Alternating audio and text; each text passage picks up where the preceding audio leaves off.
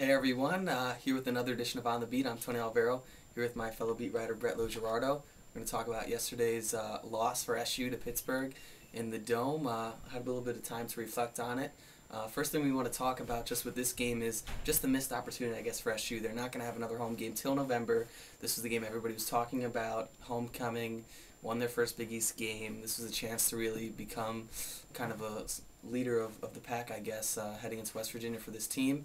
And then they kind of fall flat on their face there in the first half, just defensively against the Tino Sinceri passing attack. Just, I guess overall kind of just thoughts here and vibe-wise. What's your thoughts on just losing this opportunity? Because who knows, come November, the basketball team might have taken this school by storm already, and who knows if you can get this kind of I guess, grasp on just the fans again. Just what's your thoughts? Yeah, it was a major missed opportunity.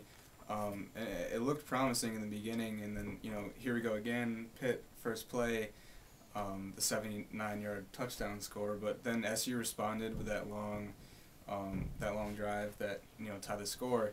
But then there was a stretch where I think after that drive, SU went 3 and out 4 straight times, and Pitt scored 3 touchdowns in that same span. So, that just blew the game open, something that the Orange couldn't recover from. And, it was a major missed opportunity.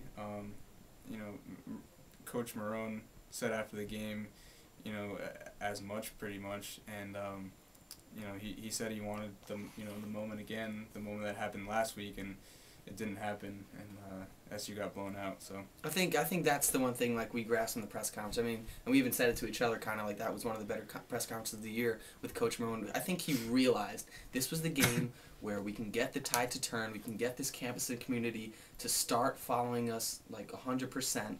And, we just got to defeat Pitt, a team we're favored against, and then they just fall flat on their face. There was that span there where, they answered back again after kind of the here we go again moment.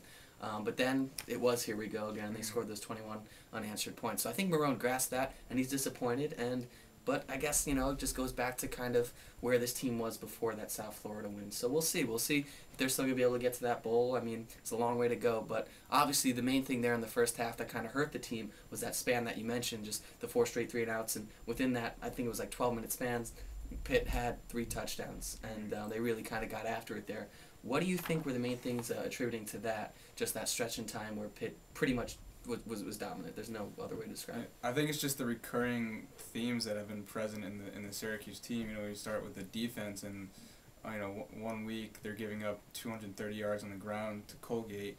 The next they're running B.J. Daniels all over the fields, harassing him and holding South Florida to just 219 yards. And then this week, they're just they've really failed to adjust to Pittsburgh's pass-heavy style, which is a difference for them. They usually pound the ball with Ray Graham and Dion Lewis, but they were pass-heavy, and the SU defense just didn't adjust to that. And I guess I'll throw it over to you.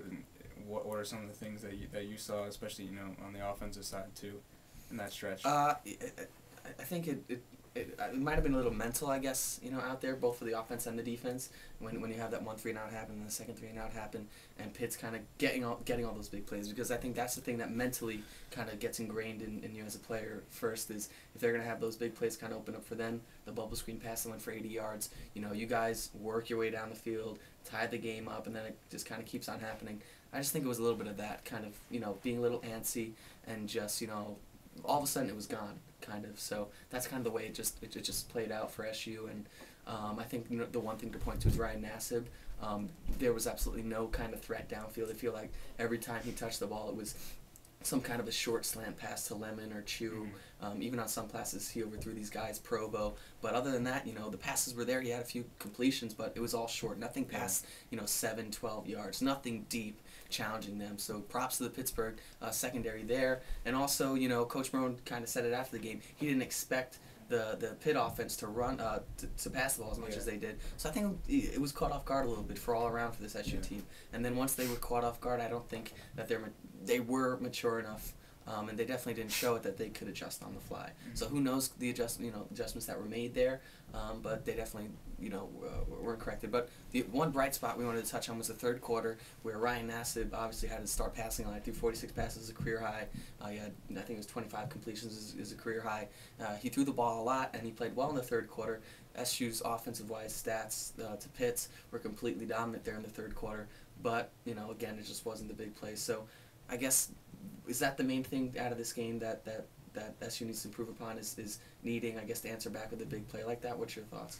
Yeah, I mean, we talk about missed opportunity, and in the third quarter, offense was driving. They had a good drive, and then, Nassib makes that mistake, the big mistake that really just put a stamp on the game, Mm-hmm. which was the interception that went back 80 yards. And, there's just a lack of a big play and the lack of, finishing what they started, I guess, on individual drives and throughout the entire game. Yeah, I mean, even those two drives there in the third quarter, that one there and then the one later where Alec Lemon fumbled. 2 long drives there, the 2 best of the quarter, better than Pitt's, but they just couldn't convert it. So, that's where we're going to leave it off today, is just missed opportunity for SU. We think the players recognize it. We think Coach Marone recognized it. It's going to be very tough to win next week at West Virginia. It would, again, be a quick turnaround. Mm-hmm. And, this team, I guess, just wasn't ready for this quick of a turnaround from the South Florida game. Yeah. So, that's it for now. Another edition of On the Beat. Be sure to check back tomorrow for all our full game coverage, stories, and the video both online and in the print edition. And then leading up this week, all your pregame coverage for West Virginia. Andrew and I will be there. We're looking forward to it as SU continues to move forward this season. For Brett, Tony, signing off from 744. Again, thanks.